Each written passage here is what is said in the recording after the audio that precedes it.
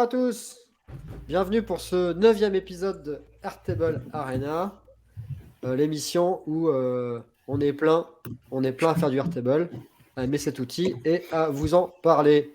Donc aujourd'hui, on est plus nombreux que jamais, avec 7 personnes, avec Pierre, Noam, Arthur, Florian, Ambroise, Élise et moi-même.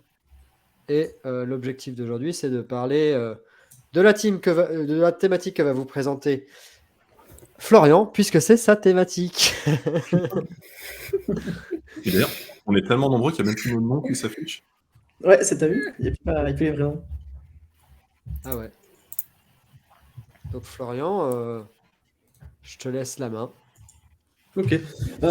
Effectivement, alors à la base, c'était pas une thématique qu'on était censé aborder en live. C'est-à-dire que je suis arrivé sur notre call de préparation en posant la question de savoir si d'autres personnes avaient des red flags, etc., par rapport à des projets, et voir si on pouvait un peu mettre en commun et voir ce qu'on pouvait trouver d'intéressant. Et puis finalement, c'est devenu le sujet de ce RTB Arena 9. Donc je sais pas là si mon écran est déjà partagé ou pas. Absolument pas. Je l'ai pas mis pour l'instant. Ok. Alors juste ici, pour ceux qui l'ont pas encore vu, je pense que je peux virer ce truc-là. Ouais, Donc je ça, pense c'est le que... résultat en fait de notre travail de la semaine dernière. Et donc c'est un point de départ de discussion entre nous et aussi avec le chat. Donc n'hésitez pas, si vous avez des remarques ou des choses à rajouter, si vous, dans vos expériences personnelles, vous avez eu la mauvaise expérience avec un client et que vous associez à tel problématique, bah, n'hésitez pas à nous en faire part pour qu'on rajoute à cette belle petite liste.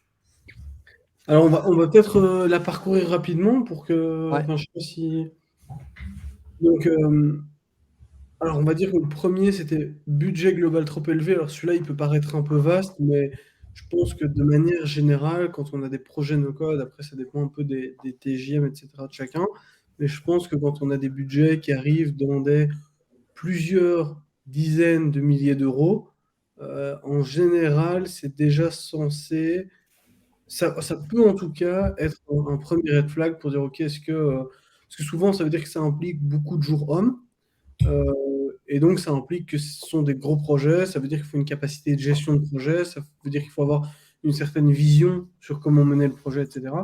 Donc ça, pour moi, c'est un élément en tout cas que je regarde ou que je devrais peut-être plus regarder sur le budget global. Alors, on parle d'un budget upfront, on ne parle pas d'un client qui travaille avec vous et puis qui petit à petit rajoute des demandes, etc. Et que le total, euh, finalement, au bout de quelques années, de plusieurs dizaines de milliers d'euros, bah ça, limite, je trouve ça plutôt sain. Euh, Après, les budgets super élevés, ça peut aussi être symptomatique des clients qui imaginent que pour se débarrasser de leurs problèmes, ils ont juste à sortir le carnet de chèque. Vas-y, pas de souci, donne-moi le montant, je paierai ce qu'il faut.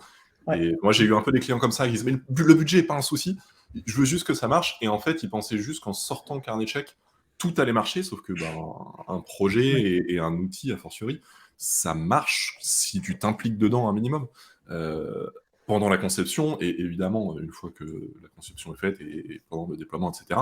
Et ça peut mal se passer, quoi. Des clients qui pensent que ça va être magique juste parce qu'ils payent, et qui sont pas prêts à se former, qui sont pas prêts à s'investir et tout.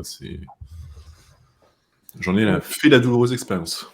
Tout à fait. Et ça rejoint un petit peu le point 2 qui est fan de no-code, donc des personnes qui souhaitent monter des projets tech ou simplement un peu digitaliser leur boîte, etc. Et qui sont tombés dans le no-code et en sont presque tombés amoureux, comme si le no-code allait apporter une solution toute prête à leurs problématiques, alors qu'en fait le no-code, on le sait bien, c'est simplement un outil. Il faut être capable malgré tout de cadrer les besoins, de cadrer les process qu'ils ont en interne, etc. Euh, donc ça, c'était par rapport à ce second point. Des personnes qui, moi, j'ai déjà eu des clients qui arrivaient en disant, voilà, j'ai lancé un site, une refonte de site Webflow, maintenant je veux passer sur Airtable, je veux passer sur Notion aussi, je veux passer sur ça, je veux utiliser un peu de Jotform, je veux utiliser du MemberStack, je veux utiliser, enfin voilà, et qui font finalement de l'énumération d'outils. Ils n'ont pas spécialement de plan ou de priorisation, etc. Ils veulent simplement changer tout ce qu'ils ont actuellement et tout remplacer par du no-code. Ce qui pour moi est déjà un premier red flag par rapport à l'intention en tout cas initiale. Ouais. N'hésitez pas à interagir là-dessus si vous êtes. Alors si vous êtes d'accord, oui. Si vous n'êtes pas d'accord, surtout. Oh non, mais pour le coup, là, c'est vraiment pertinent ce que tu dis, hein. Même nous, dans notre quotidien, c'est nous, ce qu'on dit, c'est vous avez des outils, mais est-ce que vous avez fait avec une petite analyse de concrètement ça se passe comment chez vous? Parce que si bien, par exemple, comme tu me dis, je veux Jotform, mais si tu es sur ta vie, pourquoi tu veux changer alors que ça fait le travail, tu vois? Il y a souvent déjà des outils en place qui, juste, dans 80% des cas, juste communiquent pas un truc qu'il faut faire communiquer et qui sont juste en place. Et dans ces cas-là, bah, finalement, tu vas dire au client, bah, on va juste analyser, voir qu'est-ce qu'il faut relier et après on met en place. On va pas s'embêter à changer si ça vaut pas le coup. Donc, ouais, totalement. Les notions d'outils, il y en a tellement sur le marché qu'en fait, ça peut devenir problématique parce que bah, j'ai l'impression qu'il y a un peu ce truc de FOMO, tu sais, de rater le meilleur outil du marché. Alors qu'en fait, ça dépend vraiment du cas d'usage et truc tout bête, c'est que mettons, tu as payé un abonnement à l'année, bah, déjà, tu vas pas changer, tu vas rester sur l'outil, tu vas voir comment, entre guillemets, le bricoler, s'il y a des bricoler à faire pour que ça marche, quoi. Ouais, tout à fait. C'est ce que nous dit Mathieu dans le chat, le client qui dit je veux une stack Airtable, Notion, Monday, Asana. Ouais, non, c'est bon, je sais vraiment ce que je veux. Il n'utilise pas les outils, il sait pas ce qu'ils font, mais il en a entendu parler. Il y a 12 personnes qui lui ont dit que c'était les meilleurs outils, c'est ça qu'il lui faut, indépendamment de son besoin. Et c'est vrai que ça peut être un vrai souci. Et ça, d'ailleurs, ça rejoint le point 3 que je viens de repositionner en haut. Il est lié, c'est si le client a un système existant qui fonctionne, mais qui veut absolument du no-code sans raison évidente, c'est-à-dire il n'y a pas une douleur forte, il n'y a pas un point vraiment qui est hyper bloquant, une feature essentielle dont il a besoin, ce genre de choses. C'est-à-dire qu'on n'est pas capable d'identifier avec précision pourquoi est-ce que du no-code serait mieux que sa solution actuelle, peut-être en l'améliorant un petit peu. Ça, en général, je pense que c'est un peu un red flag aussi.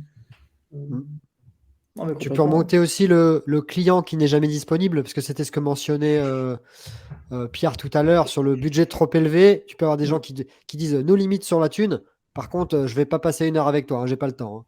Hein. Donc effectivement, dans ce contexte-là, c'est paradoxal parce que le projet peut ne pas marcher, parce que l'enjeu, c'est quand même de faire un outil pour des gens qui ont des...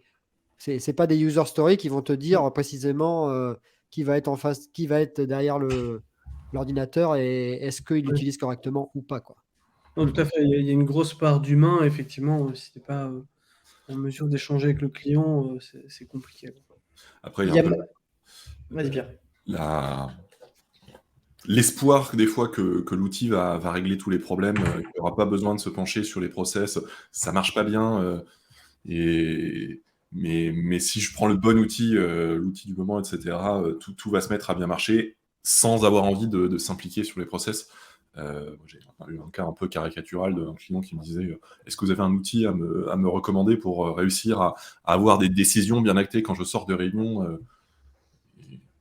je réfléchis, je dis mais moi je peux vous proposer plein d'outils, mais à un moment c'est une sorte de process, quoi.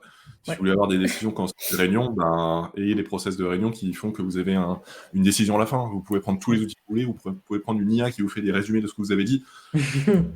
Ça répondra pas à votre besoin, en fait. Ça fait la bonne transition avec les points refuse d'être challengé sur les processus et processus trop complexes, quoi. Tellement.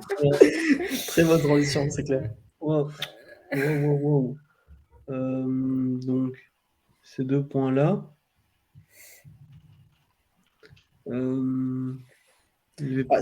C'est sûr que quand tu tombes sur un prospect, sachant un client qui te dit non, mais je veux pas changer de manière de faire, mais je vais implanter ça, t'es en mode bah ça va être compliqué. Parce que tu as ce cas de tu veux mettre une nouvelle outil dans ton écosystème et du coup ça veut dire que tu as peut-être mettons rien que dans une petite boîte, tu as peut-être 5 personnes concernées, bah tu changes leur méthode de travail aussi, donc indirectement et enfin même directement tu changes leur méthode, leur process. Et ça en fait, j'ai l'impression que cette notion de process, je sais pas vous, j'ai l'impression que cette notion de process, ils vont avoir en tête pour la plupart qu'il y a des process, mais souvent ils sont pas mis à plat de leur côté, ils l'ont tous en test et ils pensent que c'est logique pour tout le monde dans la boîte. Oui, alors que c'est souvent on a toujours fait comme ça, il y a jamais eu de réflexion vraiment sur comment il faut faire. Et c'est vrai qu'il y a cette envie de changer d'outil, mais sans changer de process. Alors que parfois, les autres process, c'est tout faire à la main. Mais il y a un peu aussi, j'ai vu ça chez les clients, cette croyance que je peux continuer à faire comme je faisais avant tout à la main, sauf qu'en fait, j'ai plus besoin de faire le boulot, ça se fait automatiquement. Sauf que, non, en fait, si tu fais tout à la main, il faut comprendre, structurer voilà, le process vraiment, comprendre là où ce sera normé et on n'en déviera pas, là où on va se donner de la flexibilité, mais forcément ça demandera un peu d'intervention humaine. On ne peut pas avoir un truc totalement automatique et totalement flexible. Enfin, et c'est des choses qui sont difficiles à comprendre, mais c'est vrai que ça va aussi beaucoup de pair avec le fait d'accepter d'être challengé sur les process, d'accepter les propositions aussi. Voilà, quand on commence à proposer les pistes, on pourrait faire comme ça, et si ça fonctionnait comme ça, qu'est-ce que vous en dites? On voit assez vite quand même, est-ce que le client est réceptif, ou est-ce que c'est non, mais on va laisser comme c'était. Hein. Bah, c'est ça. Ambroise, t'as des choses à rajouter?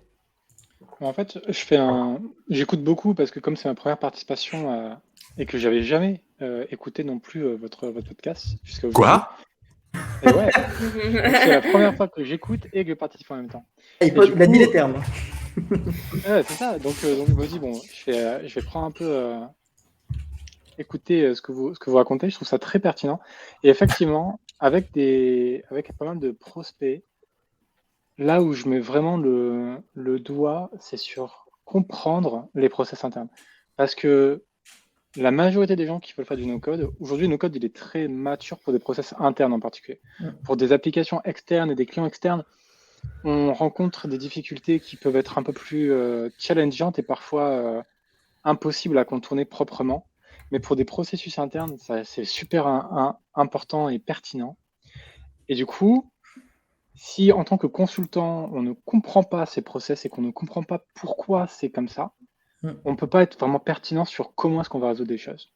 Et le temps que je passe sur le pourquoi, il est souvent plus important que le temps que je passe sur le comment et comment est-ce qu'on réalise l'intégration, l'automatisation qu'il fallait, parce que identifier ce qu'il faut faire, ça représente parfois 80% du temps qu'on va allouer au projet. Parce que le no-code nous permet de faire les choses super rapidement. Mais ça permet aussi de faire n'importe quoi. N'importe quoi. Ouais, c'est ça. Et la frontière, elle est pas loin hein, entre les deux. Il y a un autre point par rapport au processus, c'est que je sais qu'il y a des clients qui sont sensibles au fait que on challenge justement leur processus, enfin à l'opposé en fait, et qu'ils trouvent que c'est une grosse valeur ajoutée. Et j'allais dire, quand on met des outils no-code, notamment comme Airtable, ça chamboule quand même beaucoup de choses en interne. Et donc, ça me paraît logique qu'il y ait une réflexion sur les processus parce que on a centralisé la donnée, donc il y a des données qui sont plus disponibles. Il y a des gens qui vont avoir moins de choses enfin, ils vont faire les choses plus vite. Donc, il y a la question de se dire qu'est-ce qu'ils vont faire le reste du temps par exemple. Donc voilà, il y a obligatoirement des choses qui bougent et donc il y a des questions à se poser sur les processus internes inévitablement, quoi. Oui, tout à fait. Et rien qu'effectivement, comme tu dis, la disponibilité de la data, ce qui n'est pas toujours le cas quand les gens travaillent avec des vieux ERP ou doivent faire des Bien sûr. exports, croiser des données, etc. Parfois, il arrive que maintenant, tu aies des données, je ne sais pas, ils aient des commandes toutes les semaines. Maintenant, tu n'es pas spécialement obligé de faire des commandes toutes les semaines parce qu'en fait, tu as tes stocks en temps réel. Potentiellement, tu peux réagir là-dessus, avoir des quantités minimales. Exactement. Voilà, ça change tout, en fait. Donc, ça change. Effectivement, il y a pas mal de choses qui, avec la digitalisation, vont changer les process. Et je pense que c'est aussi assez simple parce que essayer de conserver des vieux process alors que tu passes sur du Airtable, que tu as la capacité d'automatiser, etc., c'est pas spécialement pertinent. Après, je pense que ça, effectivement, on refuse d'être challengé sur les processus. C'est un red flag presque absolu parce que, je veux dire, si le client il veut garder tout comme c'était, parce que déjà, il y a parfois des limitations techniques, il y a des choses qui auraient plus de sens de conserver telles quelles alors qu'on digitalise. Mais je dirais que ça, c'est quand même plus rare. Moi, en général, j'ai plutôt, je pense, tombé sur des clients qui étaient assez ouverts d'esprit là-dessus et qui acceptaient d'être challengés. Par contre, ce qui m'est beaucoup arrivé, c'est les processus peu définis ou inexistants, où les clients sont même incapables d'expliquer ce qu'ils font au quotidien, quoi. Ils sont presque même pas capables de décrire leur activité. Ils font des choses, ils ont des fournisseurs, ils achètent des choses, ils vendent des choses. Et en fonction de 36 000 critères, ils vont faire des choses différentes. Et mettre tout ça sur papier, c'est très compliqué. Parce que quand le client n'est même pas capable lui-même de décrire concrètement son business en séquence, en disant ça, c'est l'élément déclencheur pour un truc, puis ça passe par là, ça passe par là. Et au final, c'est comme ça que je gagne de l'argent. Et enfin, voilà. là, je trouve ça vachement compliqué en général à cadrer, quoi. C'est un vrai boulot déjà de pré-projet, de pouvoir cadrer le client pour déjà comprendre ce qu'il fait, quoi. Ah ben, quand le client n'a pas lui-même une bonne vision de ses process, de comment il fonctionne, c'est en soi déjà une mission Tout à de, fait. de cadrer tout ça pour se dire, OK, voilà comment en termes d'outils ça pourrait se concrétiser. Après, c'est vrai que sur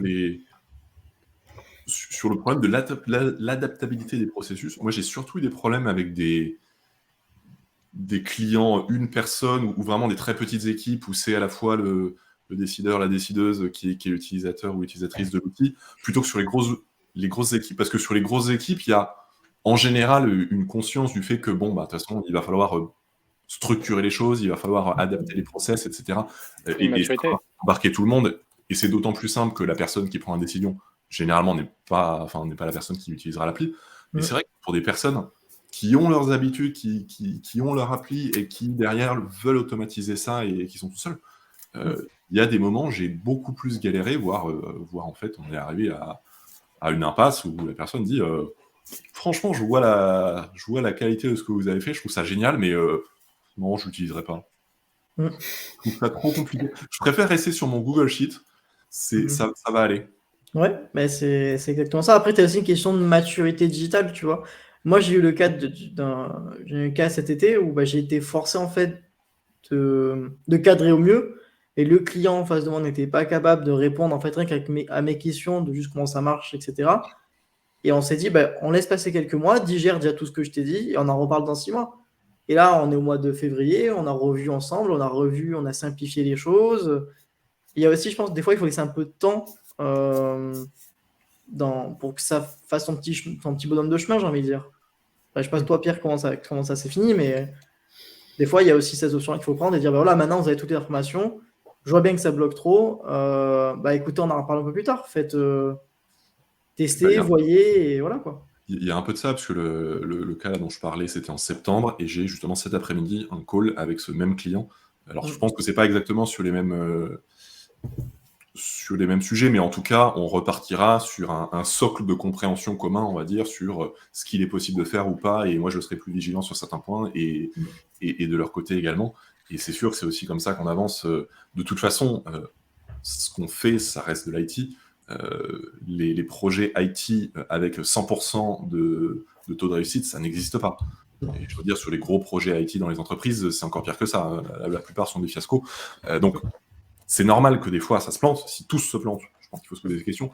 Mais ça fait aussi partie de notre métier. Et justement, le but, c'est de voir un peu comment est-ce qu'on peut un peu anticiper ça avant qu'il soit trop tard. Mais c'est vrai que sur ce qui était dit tout à l'heure, sur l'importance de comprendre le métier, moi je suis convaincu qu'en tant que consultant Airtable, 80% de notre valeur ajoutée, c'est la compréhension des besoins business et l'adaptation de l'outil vraiment aux besoins business, plutôt que la compétence purement technique, qui est entre guillemets facile.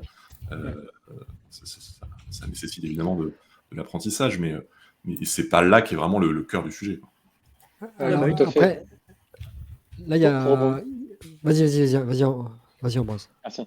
Pour rebondir sur ce que tu viens de dire, effectivement, moi j'ai eu l'agréable surprise qu'il y ait plusieurs clients qui m'aient dit ils étaient toujours dans le même cas, c'est-à-dire qu'ils faisaient une sorte d'appel d'offres sur des consultants no-code parce qu'ils voulaient réaliser quelque chose, et ils traitaient des candidatures de consultants en quelque sorte. Et la raison pour laquelle ils m'ont sélectionné, ça a toujours été la même, c'était Ambroise, toi tu étais capable de comprendre mon besoin bien plus rapidement que les autres et de m'apporter de la valeur ajoutée. Alors que la plupart des consultants, les autres consultants, ils étaient là, ils m'ont sorti un chiffre tout de suite. Ils m'ont dit, je vais te faire pour 4 000, je vais te faire pour 10 000. Et moi, j'étais avec une approche radicalement différente, en mode, je peux pas te donner de chiffres parce qu'en fait, déjà, le scope fonctionnel de ce que tu veux faire, il n'est pas clair. Les outils à utiliser, ils sont pas clairs. Si tu utilises du Airtable, ou si tu utilises du Xano plus du WeWeb, on va pas du tout être sur la même durée, délai, technologie, les automatisations vont être affectées, etc. Et du coup, c'est aussi ça qui a vraiment énormément de valeur, parce que ce que recherchent les gens aujourd'hui, c'est pas simplement des consultants qui exécutent ce qu'on leur dit de faire. c'est des consultants qui créent le plan d'action et la roadmap pour que ce soit le plus simple possible pour le client. Et c'est là où il y a la plus grande valeur ajoutée. C'est là où je rejoins totalement ce qui a été dit juste avant. Ou alors, enfin, là, tu parles de clients qui recherchent ça et donc pour lequel tu étais adapté. Et il y en a d'autres peut-être qui recherchent des simples exécutants. Et c'est là aussi où ces red flags sont relatifs. C'est-à-dire qu'il y a des gens qui vont être juste satisfaits que voilà, tu fais ce que je veux te dire. J'allais dire, la personne qui va faire, elle va se protéger derrière le fait que je vais faire ce que tu m'as dit. Et d'autres qui vont être plutôt dans le côté d'avoir confiance en un consultant senior et qui vont être flexibles. Et c'est un fit Tout à aussi. fait. Ça dépend des projets. Aussi, peut-être. Oui, tout à fait. Moi, j'ai deux gros types de projets. J'ai des tout petits trucs où effectivement, on va me demander d'intervenir de manière très chirurgicale sur un problème. Donc, problème, solution. La solution, elle est identifiée très rapidement. On estime un nombre d'heures, 2 heures, 4 heures, 10 heures pour régler le problème. Et voilà, c'est réglé. Et là, on est plus effectivement dans une notion d'exécution et de se mettre d'accord sur ce qu'il faut faire très précisément. Et on y va. Et tu as des projets plus long terme où tu es sur vraiment en général des apps, des workflows complexes. Et là, le rôle du consultant change pour moi. C'est plus un rôle de conseil stratégique et d'exécution plutôt que simplement d'exécution. Après, tu peux passer de exécutant au début pour faire des petits morceaux de workflow, pour peu à peu comprendre comment la boîte fonctionne, parce que ça prend du temps aussi, ça. Et de se dire, à partir d'un moment, tu as une vision suffisamment globale de la boîte pour pouvoir prendre des décisions plus globales et changer de façon plus profonde les infrastructures. Moi, je sais que c'est plutôt comme ça que ça se passe, parce que j'ai du mal à faire des audits abstraits. J'ai besoin de rentrer dans le truc vraiment et commencer à construire pour ensuite peut-être changer de façon plus globale ou restructurer plus globalement. Après, pour moi, être exécutant, ça marche dans deux cas de figure. Soit le client ou quelqu'un chez le client a la compétence technique, il a vraiment la compétence pour articuler les besoins et la solution technique, et il ne reste plus qu'à faire du coup, ce qui a été conçu. Soit tu interviens sur un système qui est déjà existant, on demande d'ajouter un module, une fonctionnalité, une automatisation, etc. sur un système qui existe déjà, et dans ce cas-là, effectivement, il n'y a pas besoin de particulièrement de conseils. Mais sinon, un client qui n'a pas la compétence technique, qui a son besoin hyper précis, il y a besoin de cette table, et là, il faudrait créer un scénario mec qui fait ça et tout. Je pense que partir en mode exécutant sur un projet comme ça, sans prendre le temps de se poser et de se dire est-ce qu'on nous demande déjà la bonne chose, c'est pas rendre service au client. Il y a un petit point de ce que disait, c'est Xavier qui me fait rebondir par rapport à ça. Il dit 70% des projets sont ratés ou déceptifs. Et là, ça revient à la question de red flag. Le red flag, il est lié à quelle est la conséquence potentielle. Et on a vu que les conséquences potentielles peuvent être très variées. Il y a le côté, OK, le client ne va pas être content. On va dire ça, voilà, il va être pas super heureux du résultat, mais ça va, quoi. Donc ça, c'est un type de red flag. Il y a le red flag, tu ne vas pas être payé. Ça, c'est le red flag ultime. Et donc, il y a ce côté aussi. Pardon ? Qui parfois peut être lié à la satisfaction générale du client, tu vois. Exactement, qui est relié. Mais garder en otage une partie du paiement de la presta. Tu vois, je pense que. Est-ce que vous pensez que certains éléments de point de contrôle sont liés à un risque de type, genre peut-être limiter la satisfaction, donc on va dire un degré moyen de red flag, et d'autres qui vont être plus liés à tu vas te faire exploiter, tu risques de ne pas être payé, il va faire du chantage de façon plus profonde. Je pense qu'il y a peut-être, je ne sais pas s'il y a des points particuliers qui correspondent plutôt à des gros red flags et d'autres à des red flags moyens, où peut-être il y a des features que tu ne vas pas pouvoir faire, le gars va dire ah c'est dommage, j'aurais bien voulu les avoir. Je sais pas. Ou est-ce que ça c'est lié à l'humain Là, clairement, pour le moment, on a surtout parlé de points qui risquent soit d'avoir un client pas totalement satisfait à la fin, ou un projet qui atteint pas sa cible. Après, effectivement, il y a d'autres soucis qui sont des vrais risques pour nous en tant qu'entrepreneurs, de ne pas être payé, de voir des problèmes sur la réputation, etc. C'est effectivement aussi un autre sujet. Là, jusque-là, je pense pas que ce soit vraiment trop des risques lié aux causes dont on a parlé, à moins d'avoir un client vraiment très rancunier et qui dit attendez, moi je voulais un truc très précis, vous ne me l'avez pas fait. Maintenant, L'exemple d'après, enfin, le cas d'après, le comportement sur les employés, on avait dit que si tu as justement un chef qui est assez tyrannique et peut-être manipulateur sur ses employés, ça peut être un red flag sur le fait que potentiellement il peut être aussi comme ça avec les prestataires et que ça peut amener à des situations très très compliquées, voire à des non-paiements parce qu'il va te faire du chantage ou des choses comme ça. Je ne sais pas ce que vous en pensez. Ouais, tout à fait. Ouais, je pense que le comportement humain, il va être le même, que ce soit avec toi ou avec les employés ou avec les fournisseurs. Et donc, typiquement, si tu vois un chef d'entreprise qui te dit clairement que il garde systématiquement des factures ouvertes, etc., et qui s'assure de toujours payer un peu en retard pour être sûr que il est toujours un peu de levier, bah, il y a de grandes chances qu'il fasse la même chose avec toi. Mm. Donc, je pense qu'effectivement, il faut malgré tout garder, être un peu attentif à ce genre d'éléments et se dire, OK, là, on en parle dans un autre contexte, mais ça pourrait à un moment se retourner contre moi.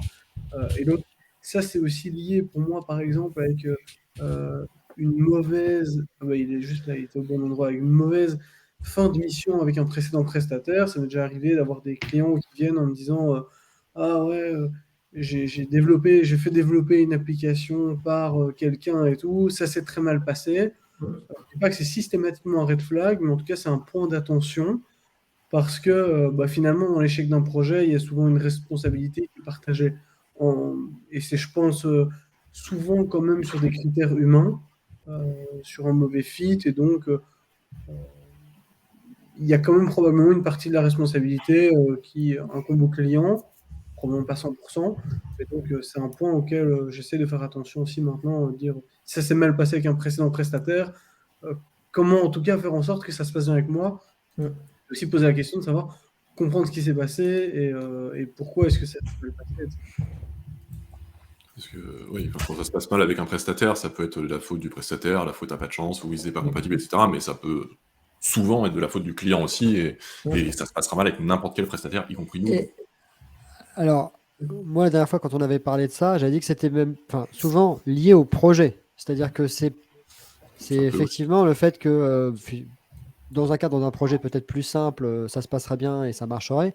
Mais parfois, ça va être le dimensionnement du projet qui va pas être OK et ça va s'empêtrer. Et donc, il va y avoir des tensions et ça va clasher. Donc, ça revient à l'histoire du gros projet, global, trop élevé, Ouais. trop abstrait. Où, Et, voilà. ouais, et justement, je voulais aborder ces deux points qu'on a un peu sautés. C'est processus trop complexe. Alors, soit parce que c'est un business complexe, il y a comme ça certains secteurs où c'est des business qui sont particulièrement complexes, très dépendants de l'État, avec des conditions d'éligibilité pour certaines choses, beaucoup de paperasse, etc. Ou qui ont simplement surcomplexifié par le client parce que il veut tout faire. Et donc, plutôt que de spécifier et dire, OK, moi, ma niche, c'est faire deux types de services, j'aide, je sais pas, les personnes à importer des voitures d'Angleterre et c'est tel et tel type de voiture. Et là, c'est des process qui sont en général assez simples. Parfois, il y a des gens qui veulent un peu tout faire et donc finalement, ils ont 100 process pour les 100 activités qu'ils accepteront de faire potentiellement un jour. Il y a soit ce cas-là, processus trop complexe, ou trop de cas spécifiques, mais qui sont un peu liés. Est-ce que vous avez déjà géré ce type de projet? Est-ce que pour vous, il y a aussi beaucoup de chances que ça fonctionne? Si oui, comment est-ce que vous gérez des projets qui sont comme ça assez gros avec des processus assez lourds?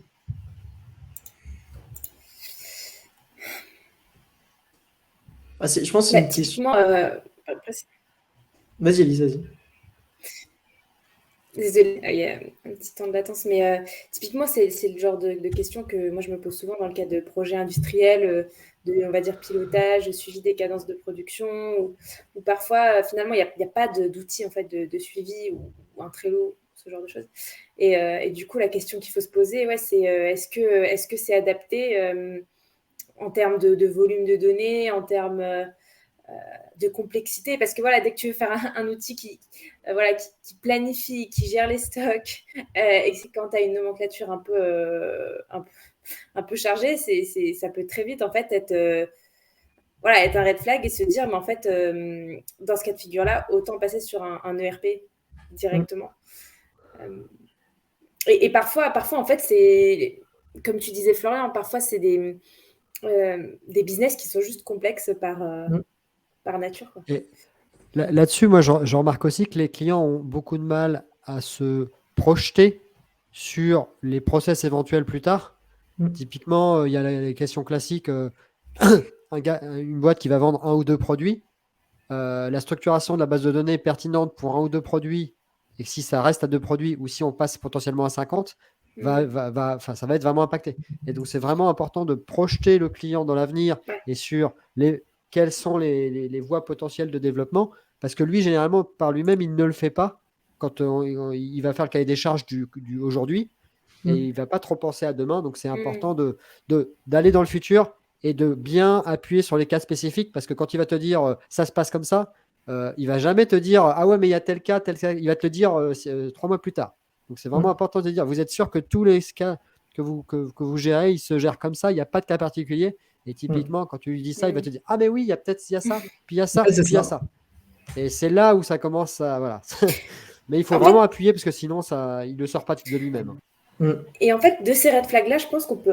Enfin, l'idée, c'est qu'on apprenne en fait aussi dans ce genre de réunion des uns des autres et de se dire quelles sont les bonnes questions à poser aussi au début pour désamorcer ce genre de choses et au maximum en fait communiquer avec le client et aller dans la bonne voie parce que en fait même du côté consultant parfois on pense pas à poser les questions, j'allais dire qui fâchent.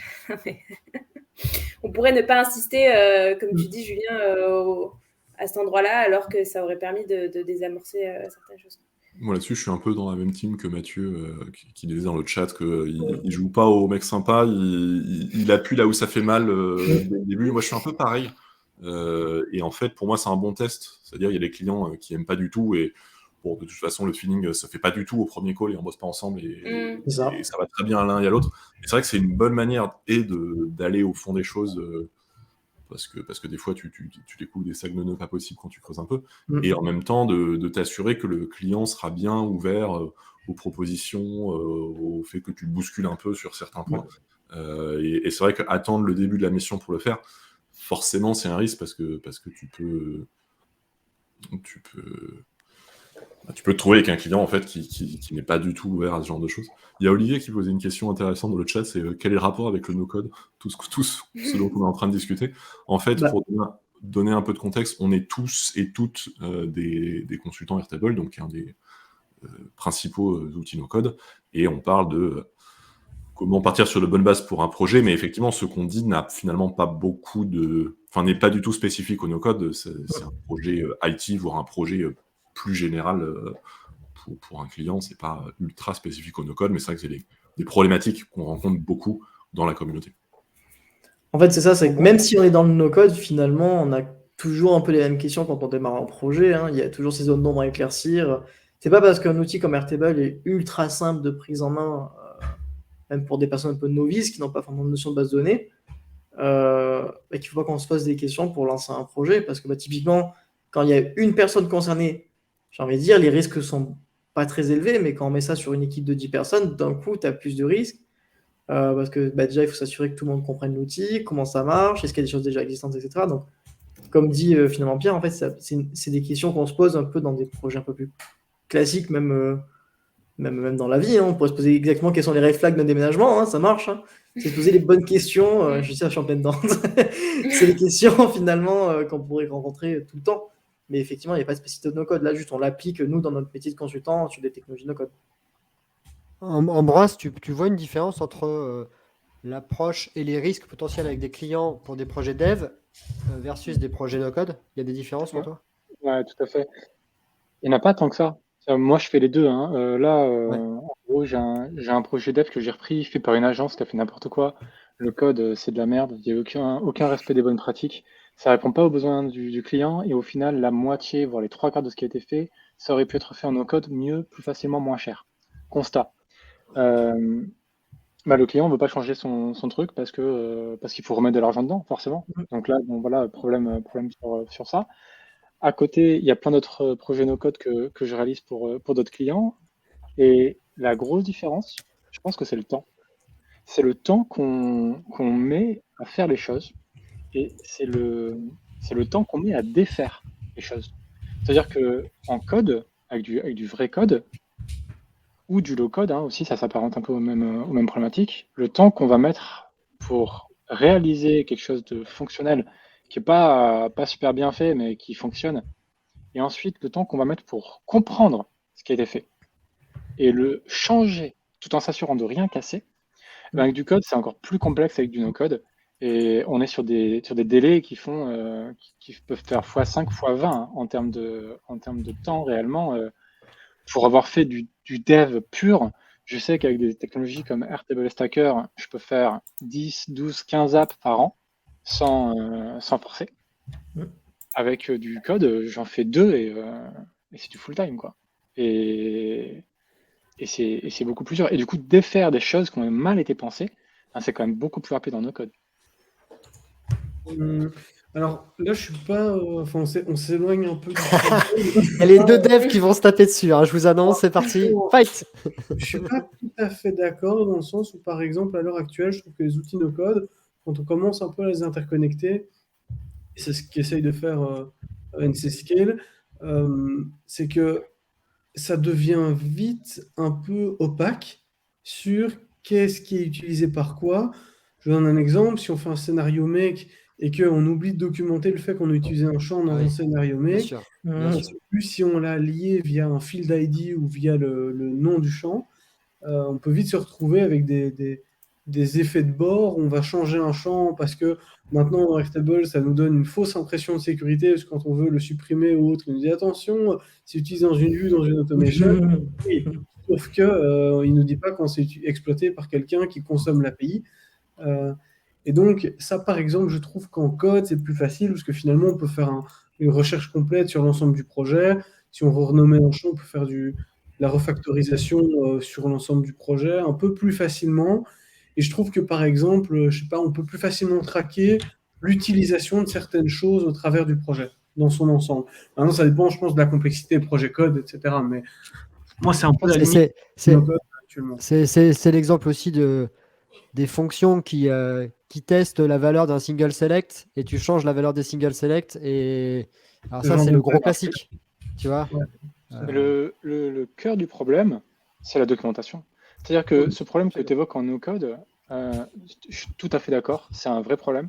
Moi, je fais en sorte de ne pas rentrer dedans et j'ai monté mon propre système de documentation pour mes apps à moi, parce que je veux pouvoir renommer un champ, supprimer un champ et faire un simple recherche V, recherche CTRL SHIFT F sur des IDE en me disant ce nom de champ là, email, je veux savoir où est-ce qu'il est utilisé partout dans tout mon code sur tous mes projets, que ce soit du Make, du Airtable, du Zapier, etc. Et moi, j'ai un système que j'ai mis en place et qui est très long à garder à jour parce qu'il est manuel, qui me permet de faire ça. Mais avec du dev, tu as la même problématique. C'est-à-dire que si tu commences à...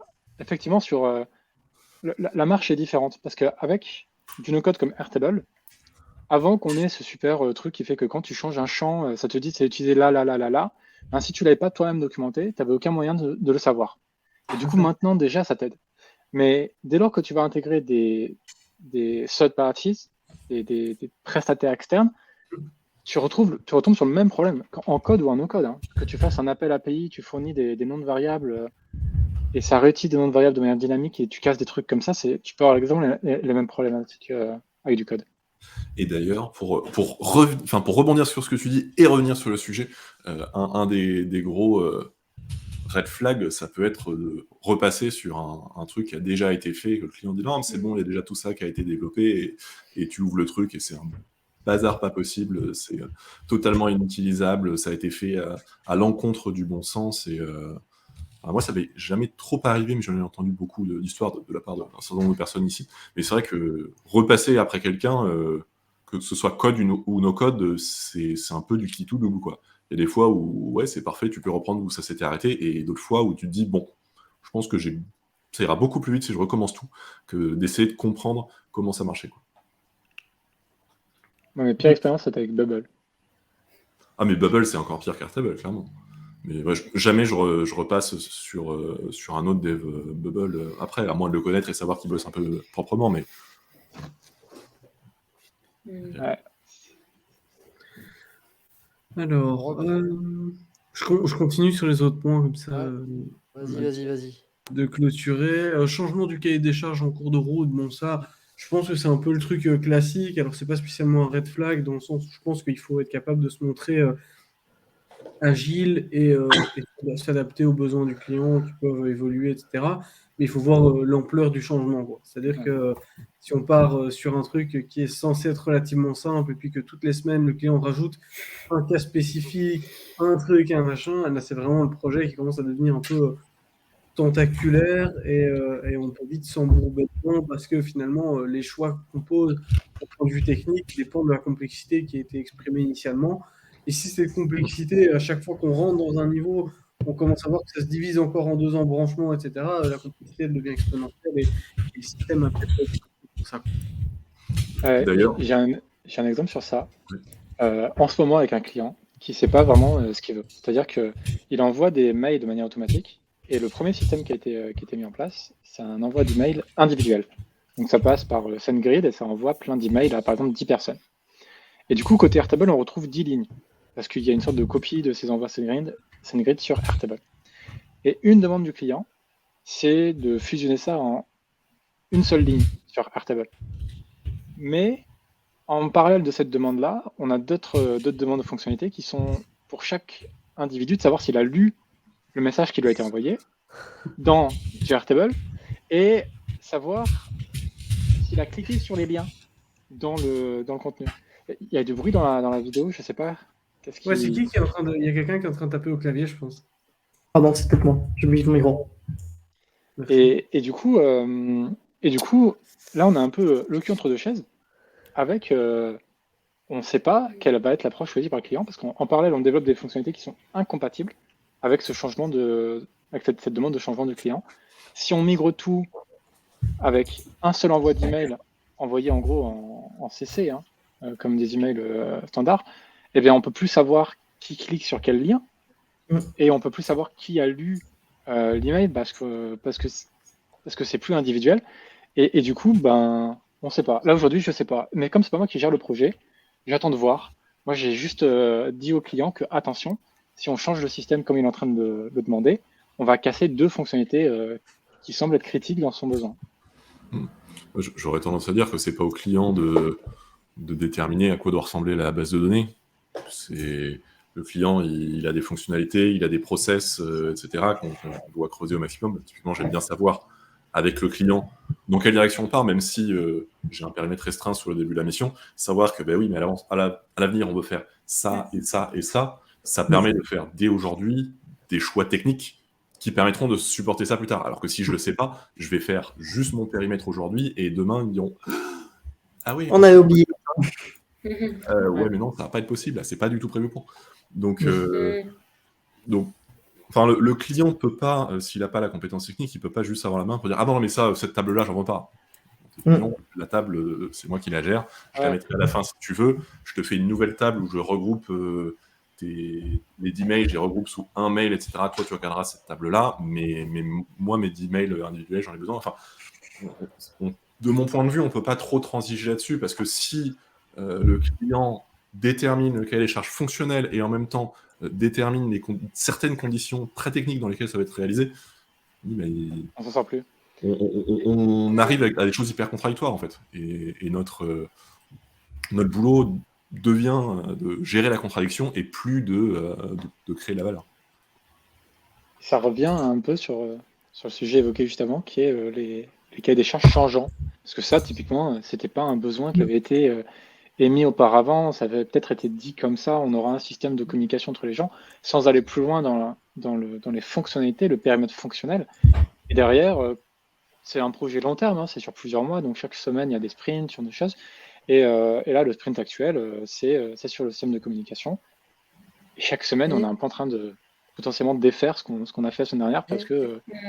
Et est-ce que ça revient pas aussi au fait que dans ces projets un peu lourds, il y a différentes couches de personnes qui ont plus ou moins de compétences techniques et on oublie de faire discuter les gens très techniques avec les gens qui vont utiliser pour savoir justement où est-ce qu'on va aller pour que les gens qui soient très techniques intègrent potentiellement la bonne architecture pour prendre en compte ses besoins futurs.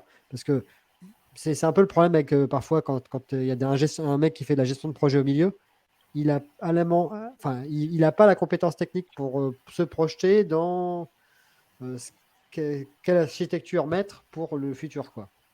Et ça, c'est... Enfin, moi, je sais que ça a eu des impacts dans des différents projets. À grosse échelle, c'est le chef de projet qui vend une techno qui ne va pas être pertinente pour le besoin. Et à une plus petite échelle, ça va être définir une architecture qui ne va pas être durable dans le temps parce qu'il y a des nouvelles features qui vont arriver, quoi. Oui.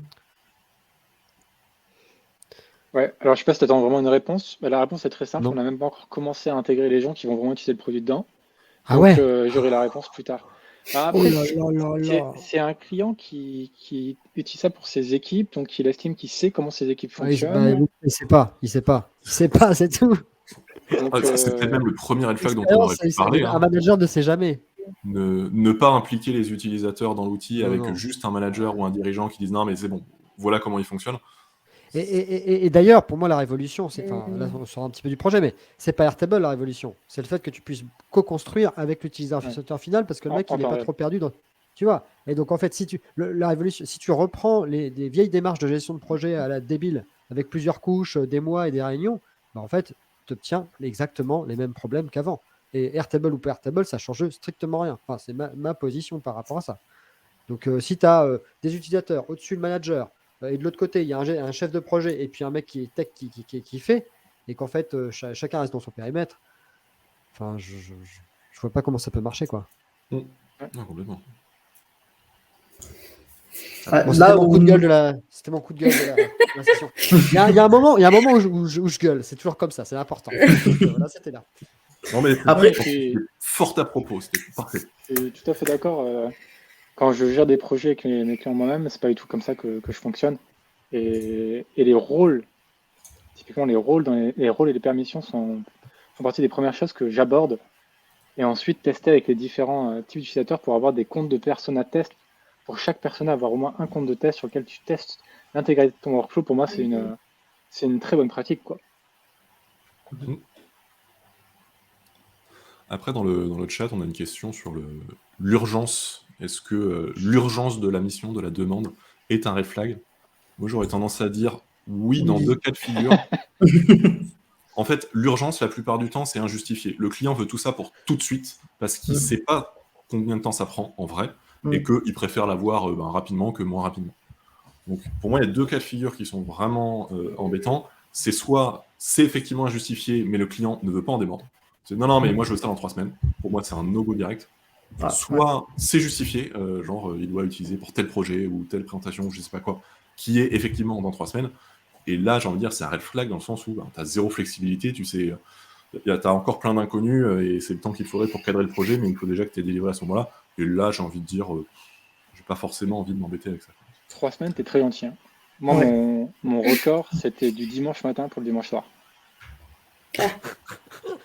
Et il fallait faire bon record. 3 ou 4 applications différentes. Mais moi, l'avantage, c'est qu'un client comme ça, je lui réponds même pas, parce que je lui réponds le lundi. Je l'ai fait et il n'a pas été satisfait à la fin et j'ai pas été payé à totalité. Bah, déjà, pour moi, il y a un red flag qu'on pourrait mettre en parlant de dimanche matin, dimanche soir. Les clients qui te contactent et qui te spamment les week-ends, pour moi, c'est un no-go. Je sais pas vous, mais j'en profite pour venir dessus, mais c'est un no-go. Enfin, si, entre guillemets, tu m'embêtes mes week-ends, alors que les week-ends, c'est aussi pour se reposer, ou à la rigueur, c'est là où je bosse pour moi, tu as ma boîte, bah, ça veut dire, qu'est-ce que ça va être en semaine? Tu vas me spammer tout le temps. Il y a aussi des clients il y a l'impatience du client qui peut jouer dans sa communication, notamment avec le consultant. Ces questions de stress et d'urgence, ça fait écho aussi à une autre remarque qui est assez pertinente, je trouve. Il y a la question de la criticité du projet dans le cadre de la boîte. Parce que ça aussi, ça va potentiellement impacter le stress, les réactions des équipes en face. Plus c'est critique, plus il y a un enjeu, il y a du stress, quoi. Donc ça, je pense que c'est un élément aussi à intégrer. Alors, j'avoue qu'avec Airtable, c'est bien parfois de partir sur une petite partie connexe de l'entreprise, et puis ensuite, peu à peu, tu cannibalises et puis tu mets tout sur Airtable, tu vois. Mais parfois, partir sur le truc critique, bah, c'est un risque en fait. Enfin, de stress et de fait que c'est à fort enjeu, quoi. C'est à intégrer. Oui. Puis c'est surtout effectivement à croiser avec les autres critères. Que ce soit critique en soi, c'est pas grave. Heureusement qu'on fait des choses critiques sur Airtable, parce que sinon, bah, on ne Oui. servirait pas à grand chose non plus. Mais si c'est critique et que le scope est hyper large, bah, tu dis non, moi je veux bien faire un truc critique sur un Bah, process et on élargit. Ou alors si c'est critique et c'est hyper urgent, tu dis bah, juste non, si c'est critique. prenez le temps de Le le faire. classique, c'est je veux plus de mon ERP, fais-moi un ERP dans Airtable, quoi. On a Mm. dit que c'était génial et qu'on allait pouvoir Mm. faire ça. Ça, c'est le grand classique. Et alors là, tu es parti pour. Même si le mec, moi, franchement, même s'il met, je sais pas, 20 000 balles sur la table, mais je mis non tout de suite. Ah oui, non, Mm. clairement. Je sais que c'est. Moi, je dis plutôt le contraire. Bah. Je dis à des clients, non mais vous avez Airtable, mais là maintenant c'est un ERP dont vous avez besoin. Et Oui, ça peut être. ça peut être Voilà, compliqué. c'est juste de bricoler, quoi.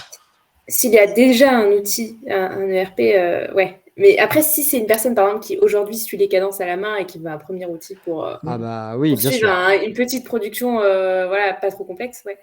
C'est ce que j'allais dire. Moi, j'ai le cas d'une cliente où il faut commencer, elle est sur une production manuelle, on est sur 3 trucs. Airtable suffit, mais après, effectivement, quand tu commences à partir sur des grosses lignes de production, il te faut un outil dédié, et il n'y en a pas sur le marché, il faut choisir le bon, entre guillemets, quoi. Et là, limite, ça sort du scope, quoi. Et les volumes aussi. Et les volumes. S'il y a le potentiel raisonnable pour que d'ici 1 ou 2 ans, Airtable dépasse les 50 000 records ou 100 000 en compte entreprise, ben, c'est juste pas le bon outil. Évidemment, il ne faut pas se dire ouais, mais alors si ma startup fait des milliards de chiffres d'affaires demain, c'est pas forcément la première chose à regarder, mais bon. Faut être un minimum prudent aussi. Si tu dis c'est du e-commerce, je regarde le prix auquel je vends le produit. Bon, pour que ça marche, il faut que j'en vende beaucoup. Ok, il va peut-être y avoir beaucoup de volume, mais dans ce cas-là, c'est pas le bon outil pour moi. 250 000, je crois, maintenant, d'ailleurs, le compte entreprise. C'est Ouais, mais 200 100 000 par 000 sur table. une base, mais 100 000 sur une table. Ah, ok. Ouais, mais et puis, de mon point de vue, c'est pas ça le problème. Si on veut Oui. scaler, c'est des ordres de grandeur qu'il faut changer. C'est 5 millions, c'est pas 100 000 ou 200 000, quoi. Non, et puis, apparemment, ils vont doubler le nombre de records justement sur le plan Enterprise. Mais même ça, j'ai envie de dire, C'est rien, ça change rien. Bah, ça change rien et j'ai même envie de dire que c'est une mauvaise chose parce qu'aujourd'hui, à 250 000 records, Airtable ne suit pas. C'est infernal. J'ai été bloqué pendant la moitié de la journée hier avec un client parce qu'on ne sait même pas pourquoi d'ailleurs. On est en train d'inciter auprès du support pour comprendre. Et en fait, doubler alors que déjà, avec les limites actuelles, la performance Airtable ne suit pas, ça sert à rien. Oui, on a tous vu ton petit tweet énervé. Tous vu, mais pas tous retweetés, j'ai vos noms. Moi, j'ai retweeté. J'ai pas Twitter, désolé. Non, mais c'est vrai que c'est des soucis de Airtable qui se développent dans beaucoup de directions différentes, qui veulent faire beaucoup de choses et qui ne mettent pas toujours les bonnes priorités, les choses dans l'ordre, où ils vont, comme ça, par exemple, augmenter le nombre de records, alors que sur des choses toutes bêtes du X, bah, en fait, tu vas te retrouver bloqué à devoir charger des centaines de mégaoctets, littéralement, avant de pouvoir faire quoi que ce soit. Et pendant ce temps-là, tes collègues ne peuvent pas bosser parce que juste le fait que toi, tu charges une table, une vue, en fait, ça bouffe toute la ressource de la base, ce qui est quand même un souci. On va bientôt conclure. Alors, il reste encore quelques éléments qu'on peut parcourir rapidement. L'histoire d'avoir plein d'outils avec des API plus ou moins obscurs, ça très clairement, moi je sais que ça, j'aime pas, non ? Soyons clairs. Le fait, les boîtes qui te disent oui, si, on a une API, mais bon, c'est pas ouvert, faut qu'on discute, ça va coûter 3000 balles pour l'ouvrir. Enfin voilà. Ça où il y a les API bien documentés, mais en fait c'est juste nul, genre celle-ci. Voilà. Oui, bah. On peut faire un truc Airtable Arena où ce serait un groupe de discussion des utilisateurs de anonymes. Grande discussion avec Élise hier du pourquoi on est consultant Airtable et non consultant Make. Parce que consultant Make, tu connectes des outils pourris avec des API pourris. J'avais envie de me foutre. Moi, j'ai envie de me foutre en l'air depuis 3 semaines avec ce truc. Ah bon, bah voilà. Bon, bah, deviens consultant Airtable, ce sera bien mieux. Oh là là, mon Dieu. Vous parlez d'une API en particulier ? Pardon ? L'API de celle-ci. On parle de l'API de celle-ci. Qui paraît très bien quand tu regardes la V2, mais en fait, tu te rends compte qu'il manque plein de trucs. Donc, tu vas voir la V1 et tu dis Ah, c'est quoi ce Ah ouais. foutoir? Ah ouais, ça, Non, mais c'est un bordel de il y a littéralement des erreurs dans la Dans la documentation. Ils te documentation. disent des trucs, ils te donnent des noms de variables. En fait, c'est pas les bons. Enfin, c'est... Truc tout Ouais. bête, et après j'arrêterai, je vais conclure sur ça. J'ai contacté le support en disant je comprends pas votre endpoint, il marche pas. 15 jours plus tard, ils sont venus me dire ah, mais c'est pas un get, en fait, c'est un post. Ouais. Voilà, j'étais là, j'ai ça, Ou je Odoo, foutais de ma quoi. gueule. L'API d'Odoo, on s'est bien amusé avec Florian de savoir comment on faisait pour filtrer dans Odoo. Il faut des triples accolades. Les variables, c'est des triples accolades. C'est Logique. triples accolades variables, triple accolade fermée. Très bien. Bah ouais, logique. Bon, bref. Donc la solvabilité, c'est évident, mais c'est un point important quand vous aidez des petits solopreneurs. Est-ce que dans 6 mois, ils sont encore là, ils sont en capacité de vous payer? Ça, c'est un point qui se pose. Activité commencée récemment, c'est en lien. D'où la nécessité de facturer des Des cartes acomptes et d'avoir des facturations régulières, surtout sur les projets d'une certaine taille. Tu sors pas juste la facture à la fin du projet, quoi. Non, ça fait. Et Noam, on t'a pas entendu. Oui, non, mais je suis là, j'écoute tout ce que vous avez dit, je suis complètement d'accord. C'était l'intervention de Parce Noam. que, ok, on comprend. T'es notre grand-papa à tous. T'es un petit peu, voilà, Monsieur Airtable en France. Mais tu peux prendre la parole, hein, parce que nous, on est un peu Non, des mais je- petits excités dans notre coin. Mais J'ai juste pas trouvé de trucs intelligents à dire. Ah. Parce que je veux dire, Ah, moi, ça m'a jamais déjà, arrêté. tout ce que vous avez dit, c'est vraiment pertinent, c'est vrai. Peut-être je Tu dirais peux nous juste faire un un retour truc. sur quel est le projet qui s'est moins bien passé? Ah voilà, bon, ça je pourrais passer une semaine à raconter ça. J'ai tellement de plâtre. Au départ, les premiers mois, quand il n'y avait pas de clients en France, je travaillais sur Upwork avec des clients aux US Oh là là. pour des projets à 100 €, à 100 $. Donc, je vous laisse imaginer Ah oui. les use cases que j'ai eu avec des clients comme ça. Mais ça m'a permis un peu de jouer, de m'amuser. Je prenais ça à la légère. Donc, mais oui, voilà, peut-être j'irai juste un truc sur l'urgence. Voilà, un client qui me dit que c'est urgent. Bon, pour moi, c'est direct zéro. Il y a pas de. Enfin, déjà à la base, ça veut dire que le mec est pas. Enfin, il y a un problème déjà d'organisation. Mettre en place un Airtable dans une organisation, c'est tout le contraire de l'urgence. C'est-à-dire que c'est un truc qui va se faire avec un petit changement à la fois. C'est comme ça qu'on va construire la chose. Et là, ça peut pas être. Le seul cas où j'ai accepté de dire OK, c'est urgent, c'est parce qu'on on allait remplacer un outil existant et pour lequel le client paye tous les mois. Et plus vite on délivre, plus vite on remplace. Voilà. Mais c'était peut-être un client que tu avais déjà, non? Exactement, ouais. Voilà, c'est ça. Ok. Bon, j'ai de moins en moins de nouveaux clients. J'ai de moins en moins de nouveaux clients. J'ai la chance d'avoir des clients de long terme, et ça, c'est évidemment le meilleur quand on a des clients qui nous suivent depuis plusieurs mois, plusieurs années. C'est évident que c'est la meilleure chose à faire. C'est vrai qu'on peut dépenser tellement d'énergie dans la vente et pour convaincre des clients que c'est pas notre énergie. Notre énergie, il faut qu'on la passe à construire des choses, et c'est ça qu'on aime faire. Il y a encore pas si longtemps, je me rappelle encore que j'allais chez des clients, je me déplaçais chez les clients, je passais une demi-journée à discuter avec eux juste pour faire connaissance et après éventuellement leur envoyer un beau devis avec leur logo, etc. Et pour que finalement, pendant 3 semaines, le client ne me réponde plus. Et que 2 mois après, qu'ils me disent finalement, on va pas le faire. Donc voilà, donc faire gaffe, protéger bien son temps, parce que ce qu'on a le plus précieux, évidemment, c'est notre temps. Et voilà, c'est ça je pense, le plus important. Ça, c'est sûr. Peut-être Après, pour faire un Bien d'accord. dernier tour, peut-être que chacun d'entre nous peut donner un point. Je pense que là, Noam a donné son point. C'est bon, il a parlé une fois, ça suffit. Ouais, mais Noam, il parle une fois, il met tout le monde d'accord. Donc, Ça, Voilà, c'est c'est sûr. ça. Voilà. Vas-y, Pierre. Toi qui n'as parlé qu'une fois, vas-y, prends une deuxième fois la parole. ouais, moi, j'ai parlé une fois, elle a duré 50 minutes. Mais... Un point. Si on devait compter. Non, mais du coup, un point pour rebondir sur ce que disait Noam, en fait, sur les petits budgets. Il y a des fois, on a des clients, on voit des clients arriver avec des budgets pas énormes pour ce qu'ils veulent faire. On se dit non, mais c'est bon, je vais faire ça rapidement, ils vont pas être trop exigeants. Sauf qu'en fait, il n'y a pas de corrélation entre le niveau de budget et le niveau d'attente. Et il y a des clients avec des budgets minuscules qui peuvent avoir les attentes en fait d'un budget 5 fois supérieur, alors que parfois d'autres clients qui ont des budgets énormes diront oui à tout ce que tu leur livreras.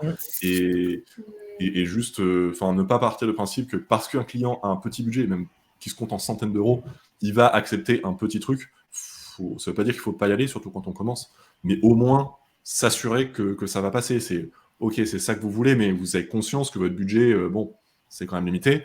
On va faire ça, on va le faire de cette manière-là. Est-ce que c'est ok pour vous? Et pas juste se dire bon, c'est bon, j'adapterai ma prestation parce que c'est pas toujours accepté en face.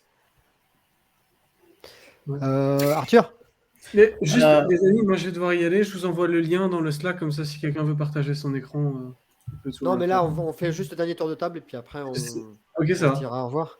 Ça va. Mais on veut Bon, bien que tu nous le partages, hein, parce qu'il y a des gens dans le Dans le chat chat, qui il voulait, voulaient ouais. le lien. yes, ça va. Après, je vous l'envoie en privé alors. Ouais. Merci à tous. Bon après-midi. Tiens, Florian. Salut, Florian. Ciao. Bye. Merci. Du coup, moi, pour faire un peu. Ça rebondit sur tout ce qui a été dit en fait dans l'appel, mais moi, surtout, ce que j'ai envie de pointer, c'est déjà l'urgence. Et quand moi, typiquement, on me dit il y a urgence, etc., je suis pressé, pour moi, c'est pas un no-go, mais presque. Ou alors, du moins, je vais éclaircir. Et aujourd'hui, nous, ce qu'on fait, c'est qu'on ne commence pas de prestation sans une cartographie de comment ça se passe dans la boîte et de rencontrer les personnes.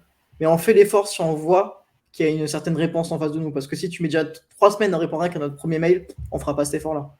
Ça, c'est clair et net. Par contre, si on voit que le gars il est motivé, qu'il est prêt à rentrer dans le jus avec nous, prendre le temps, même si c'est que dans 6 mois, c'est pas un souci. Là, on y va. Mais ouais, je pense qu'il faut bien prendre son temps sur un début de projet.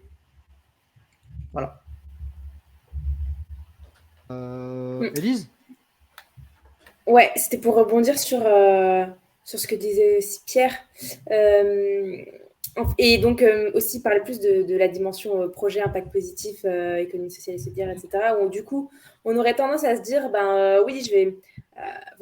ce client, il a une... comment dire, il a une boîte, il a un projet vertueux et je vais l'aider, etc. Et en fait, finalement... l'enseignement, c'est il ne faut pas rogner sur la qualité, sur la documentation, sur l'accompagnement, on va dire, de ce projet, sur la qualité en fait de ce qu'on fait. Et pourquoi pas, à la fin, quand on a saisi qu'on envoie le devis, faire une remise 10, 20, 30%. C'est plutôt comme ça le bon, on va dire, le bon process pour que ça se passe bien, plutôt que d'essayer de faire un truc rapide. Ni fait ni à faire au rabais, on va dire, pour aider les clients, ça va pas l'aider, quoi. Complètement. Je suis sûr qu'il y aurait encore beaucoup à dire sur nos différentes manières de travailler avec nos clients, parce que je pense qu'on a tous des approches qui se ressemblent et en même temps doivent être très différentes selon les points d'attention. C'est vrai que je rejoins totalement ce que tu avais dit, Pierre, juste avant sur les clients. Je crois que c'est le client qui m'a payé le moins qui a été le plus chiant avec moi. Et genre, on était sur du 200-300 balles et j'ai bossé 12 heures. 12 heures pour ce client parce que on n'était pas sûr si ce qu'elle voulait allait être faisable, ce genre de choses. Et au final, je suis pas du tout rentré dans mon prix, mais j'ai appris des choses. Donc j'essaie de me dire que j'ai appris des choses et voilà quoi. Mais par contre, il faut, je pense, comme ce qui a été dit juste avant, il faut prendre le temps de comprendre ses clients. Et la notion d'urgence, elle est importante. Le dernier projet en date que je vais prendre dans l'urgence, c'est un projet où il y a eu un développeur qui a fait des choses et le développeur a fait faillite en quelque sorte. Et du coup, ils arrêtent le développement, le code, on ne sait pas trop à quel point c'est bien. Et en tout cas, l'approche par le code n'est pas la meilleure. Donc, on retente une approche sans code. Et donc là, voilà, il faut voir avec le client ce qui est faisable, pas faisable. Mais voilà, c'est le genre de projet dans l'urgence que j'accepte de prendre parce que je me dis que c'est pas la faute du client, en quelque sorte. Moi, mon point à moi, c'est j'évite les gens seuls. Pour différents aspects. Le seul au sens un mec qui est indépendant et qui veut que je monte quelque chose, même s'il a de l'argent, parce que alors, ça peut être l'histoire des process qui sont pas bien structurés et donc ça va poser des problèmes potentiellement à moyen terme quand il va rajouter des briques. Il y a la question de la manipulation aussi. C'est voilà, tu es en one-to-one avec quelqu'un, il n'y a pas de tierce personne, il n'y a pas d'autres personnes autour de la table. Donc c'est plus facile peut-être de se faire manipuler. Il y a l'aspect aussi du solopreneur qui commence avec des enjeux de solvabilité qui se posent vraiment. Il y a les enjeux de dépendance potentiellement. La personne se lance un projet, elle n'y connaît rien à la tech. Elle dit viens avec moi faire mon Airtable. Attends, je ne prends plus ce genre de projet. Je considère que si la personne, elle commence, bah, qu'elle fasse des Excel, si elle maîtrise Mm. Excel, et plus tard, on verra pour mettre d'autres briques technologiques. Mais s'il est dépendant d'un mec au jour 1 de son projet, pour moi, c'est problématique, parce qu'en plus, il va te foutre la pression, parce qu'il dépend énormément de toi, c'est son projet, c'est son bébé. Donc voilà, moi, je Même sais en que... coaching, tu le prends Ah plus. non, coaching, pas de souci. Il me paye Oui, même ok. en avance. Coaching, mais j'ai pas de... Coaching, ça. C'est différent, le coaching. Coaching, Le c'est à coaching, l'heure, c'est à l'heure et puis une pédagogie aussi qu'il faut avoir. C'est pas le même exercice que de la prestation de service. Hein. voilà. C'est pas... Non, mais c'est ça. Et du coup, peut-être les gens comme ça qui se lancent Dans ce sur cas-là, ce c'est pas du projet, coaching, peut-être que parce que c'est le mec... plus... Voilà, Coaching, peut-être que il c'est faut qu'il plus sache. Il faut qu'il pour sache faire. faire du coaching que d'être vraiment... Absolument. Ouais. Le mec, il a mis les mains dans Airtable, il a fait des bêtises, pas de souci, on fait du coaching, il apprend des choses avec moi, et d'une semaine à l'autre, il a appris plein de trucs et il fait progresser sa base, il n'y a aucun souci. Mais le mec, il dit, moi, j'y comprends rien, je vais juste te dire ce que je veux, tu vas faire sur des petits trucs. Pour moi, c'est no go. Voilà. Donc, le côté seul de la personne en face, pour moi, ça apporte potentiel. Il y a des sources potentielles de risques importantes sur différents aspects. C'est bien dit. Voilà. Mot de la fin. Bon, en tout cas, merci à tous. Merci Ambroise pour cette première Merci de venue. l'invitation. Merci Noam pour cette unique, mais importante et profonde intervention. Et tu es toujours le bienvenu. Je sais que tu viens pas souvent, donc c'est pour ça que ça m'embêtait que tu prennes pas la parole. Non, mais il faut trouver des sujets où on n'est pas d'accord. C'est là que ça devient intéressant. Là, Ouais, on était bon, trop d'accord. Bah oui, Zapier Make, c'était l'épisode épique. Non, mais on était tous d'accord, Make. Le mec est supérieur, ouais, j'ai pas de débat en fait. Mais si, il peut y avoir, je sais pas, des open source versus non open source, un truc comme ça, où le mec va bidouiller avec son N8N pendant une demi-heure pour le configurer, et puis nous, avec Make, hop, on va le mettre tout de suite. Je sais pas. À quand un Ouais, Base Row oui. versus Airtable, moi je demande, mais. Ouais. Alors, je sais pas si vous avez vu, il y a eu apparemment un Time Tonic versus Airtable qui a été filmé. J'essaie de voir un replay, j'ai pas réussi. Ah, j'ai pas regardé. j'ai Mais pas oui, vu normalement, il ça. doit y avoir un replay, ouais. Mais où il fallait mettre son mail, j'ai pas voulu mettre son SmartSuite mail. VS Airtable. Ah, ça aussi, ça serait rigolo. Alors ça, dans ce cas-là, je suis spectateur, je veux regarder, parce que SmartSuite, c'est vrai que moi, j'y connais rien, mais tout le monde parle de ça. Je connais pas du tout. Gareth parle de ça tout le temps. C'est Gareth parle surtout tout le temps de ça. Voilà, c'est ça. Noam, SmartSuite, non, rien du tout, pas d'avis. Non, moi je continue ma règle. One tool. Voilà, on va pas. Sinon, on s'en sort plus du tout. Hein, si on commence déjà que sur Airtable, ça fait 5 ans que je suis dessus et tous les jours encore, je découvre des trucs que je sais pas. Donc, si je commence à apprendre d'autres outils en parallèle, je vais pas m'en sortir. Ouais. Ça, c'est sûr. Le temps de veille et le temps qu'on passe à faire de la veille sera aussi, je pense, un sujet intéressant. Et c'est devenu un vrai problème avec Airtable d'ailleurs. Il bombarde tellement de features et de choses qui changent beaucoup quand même la manière dont on développe sur Airtable que c'est compliqué. Juste pour réussir à suivre et en plus les questions de bon alors est-ce que je mets à jour, est-ce que je laisse comme c'est, etc. C'est pas si évident Et ça. puis, il communique pas En tout forcément. cas, ouais, vas-y. Ouais, pas Il énormément. communique pas forcément sur ça. Par exemple, il y a une nouvelle fonctionnalité qui est sortie il y a 2 jours sur le fait de mettre des valeurs par défaut sur les listes à single select. Bien sûr. Je l'ai découvert C'est un gros grâce truc. à No Code France, quoi. Et ça peut changer beaucoup de choses et d'un coup les gens peuvent se dire ah mais c'est super, je vais mettre une valeur par défaut. Non, il n'y a pas de valeur, ça a aussi une signification. Donc dans la foulée, j'ai dû documenter toutes mes colonnes sur ma base où il fallait absolument pas mettre une valeur par défaut. Ça, il y a l'interface aussi dans certaines features. Là, il y a aujourd'hui, avant-hier, les interfaces, le partage d'interface. J'ai pas vu. Oui, mais enfin, j'ai Ouais, même pas oui. encore Mais mis ça va les vite, mains ouais, dans ça- les nouvelles ça va très fonctionnalités vite. des interfaces. Enfin, Bon, il faut en tout cas pour les prochaines fois, il faut trouver des trucs clivants. Je suis d'accord, les trucs clivants, c'est beaucoup plus cool. Donc, enfin, c'était bien, c'était cool, enfin, c'est bien. Mais c'est vrai que c'est plus marrant quand il y a deux camps. Il y a un camp qui est pour tel type d'outil et un camp vers tel autre truc. Ça sera plus Donc, cool, je crois. faut réfléchir. Mais si vous avez des idées, n'hésitez pas à nous en faire part dans le chat Xavier- ou par mail, sur LinkedIn. N'hésitez pas, vraiment. Xavier propose un Xano versus Airtable, mais c'est deux outils tellement différents Ouais, avec c'est pas pareil. Hein. des cas d'usage qui se chevauchent quasiment pas que en fait j'ai même pas grand chose à dire. 50 Ouais. 50 linéaires table, 3 millions, ce gano. Voilà. Débat clos. Ouais, mais c'est un peu ça, et puis c'est le temps de développement, et puis c'est ce que tu veux développer, et c'est... Bon, Il y en a qui vont devoir aller travailler, il y en a qui vont aller jouer au tennis. Donc, je vous dis bon après-midi. Bon Et bon tennis, alors. après-midi. Bon après-midi. Bon après-midi. Merci Salut, tout le monde. salut. Ciao. Salut, À la prochaine. Bye. Salut.